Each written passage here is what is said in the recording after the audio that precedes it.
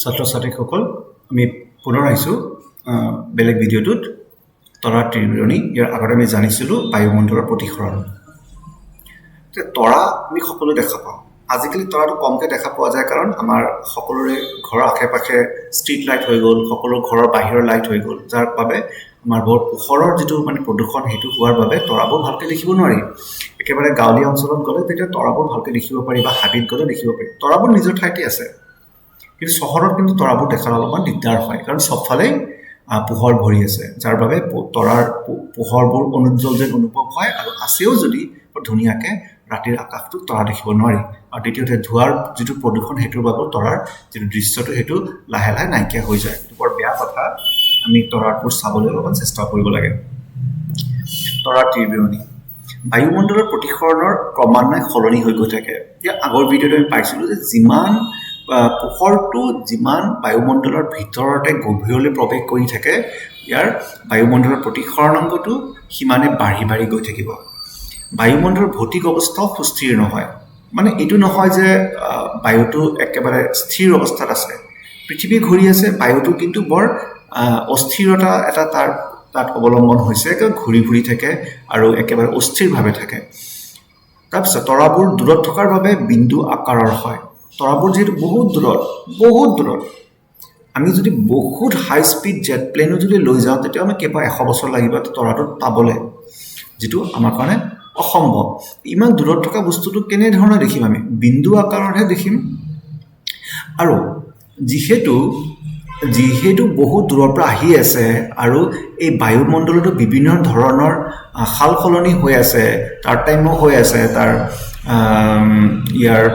প্ৰতিসৰণাংকৰ লৰচৰো হৈ আছে যাৰ বাবে তৰাৰ যিটো আপাত স্থিতি ইয়াত নেদেখোঁ ইয়াত থকা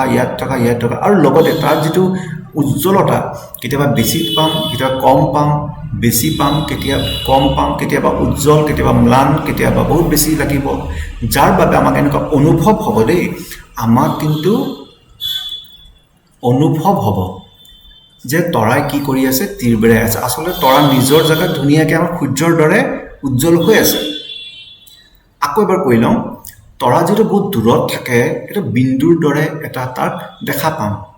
তৰাটোৰ পৰা যেতিয়া পোহৰবোৰ বায়ুমণ্ডলত প্ৰৱেশ কৰিব বায়ুমণ্ডলত ক্ৰমান্বয়ে প্ৰতিসৰণাংক বাঢ়ি বাঢ়ি গৈ আছে বা সলনি হৈ গৈ আছে তাৰ উপৰিও বায়ুমণ্ডলৰ সকলো স্তৰবোৰ একেবাৰে স্থৈতিক নহয় সকলো সময়তে এটা লৰচৰ এটা হৈ আছে এই সকলো কাৰকৰ কাৰণে তৰাৰ পৰা অহা যিটো পোহৰৰ ৰশ্মিডাল কিন্তু একেবাৰে অস্থিৰ হৈ আছে কেতিয়াবা ৰশ্মিডাল দেখা পোৱা যায় কেতিয়াবা দেখা পোৱা নাযায় কেতিয়াবা বৰ উজ্জ্বল লাগে কেতিয়াবা অনুজ্জ্বল লাগে যাৰ বাবে তৰাটো আমি কেতিয়াবা জ্বলি থকা যেন অনুভৱ কৰোঁ কেতিয়াবা নুমাই যোৱা যেন অনুভৱ কৰোঁ আৰু ইয়াকে আমি তৰাৰ ত্ৰিবিৰণী হিচাপতেহে অনুভৱ কৰোঁ যাক আমি তৰাৰ ত্ৰিবিৰণী বুলি কওঁ তৰা কিন্তু আচলতে তিৰবিৰাই নেথাকে এইটো ইংলিছত কয় টুইংকেল বা তিৰবিৰণী এই বস্তুটো আচলতে আমাক অনুভৱহে হয় আমি চকুৰে দেখাহে পাওঁ কিন্তু আচলতে তৰা নিজৰ ঠাইত ধুনীয়াকৈ উজ্বলিয়ে আছে ঠিক আছে তেতিয়াহ'লে আমি নেক্সট যিটো আছে আৰু এটা পৰিঘটনা বায়ুমণ্ডলৰ প্ৰতিসৰণৰ অগ্ৰিম সূৰ্যোদয় আৰু পলম সূৰ্যাস্ত এতিয়া চোৱা সূৰ্যটো আছে ইয়াত এইখিনিলৈকে বায়ুমণ্ডলটো আৰম্ভ হৈছে বায়ুমণ্ডলটোত যেতিয়া সূৰ্যৰ পোহৰ প্ৰৱেশ কৰিব প্ৰতিটো তৰপত বেঁকা হ'ব ক্ৰমান্বয়ে বেঁকা হ'ব তাৰমানে গোটেই ৰশ্মিডাল বেঁকা হ'ব কিন্তু আমি যেতিয়া ইয়াৰ পৰা চাবলৈ যাওঁ আমি সূৰ্যটো ইয়াত দেখা নাপাওঁ আমি এইখিনিতে দেখা পাম বা এইখিনিতে দেখা পাম মানে এইটো দিশতে দেখা পাম তাৰমানে ধৰি লোৱা যে সূৰ্যোদয় হ'ব কাৰণে আৰু 2 মিনিট বাকী আছে ধৰি লোৱা যে এতিয়া 6টা বাজিলে 6 AM 6টা বজাত আচলতে পৃথিৱীৰ পৰা সূৰ্যটো দেখা পাব নালাগিছিল আমাৰ ঠাইৰ পৰা দেখা পাব লাগিছিল কেতিয়া 6টা 2ত কিন্তু 2 মিনিট আগতে আমি সূৰ্যটো দেখা পাই যাম যিটো আমাৰ দৃশ্যমান হৈ থকা নাই চিধা চাবলৈ গ'লে তেতিয়াও আমি সূৰ্যটো দেখা পাম তাৰমানে আমি সূৰ্যোদয়টো আমি অলপমান আগতীয়াকৈ দেখা পাম তাক আমি অগ্ৰিম সূৰ্যোদয় বুলি জানিম আকৌ একেই ধৰণে যেতিয়া সূৰ্যাস্ত হৈ গ'ল, ধৰি ল'লোঁ যে সূৰ্যটো ইয়াত আছে, আমি দেখা পাম নিশ্চয়, কাৰণ এইটো দিগন্তৰ একেবাৰে দিশত আছে। কিন্তু যেতিয়া লাহে লাহে তললৈ গৈ থাকিব সূৰ্যটো সূৰ্যাস্তৰ সময়তে, তেতিয়া তাৰ পৰা পোহৰ যে আহিব, এই বায়ুমণ্ডলত প্ৰৱেশ কৰোঁতে এইটো বেকা হৈ এনিহাও আমাৰ চকুত আহি যাবগৈ বেকা হৈ। এইটো কিমান দূৰ সময়লৈকে হ'ব? প্ৰায় 2 মিনিটমানলৈকে হ'ব।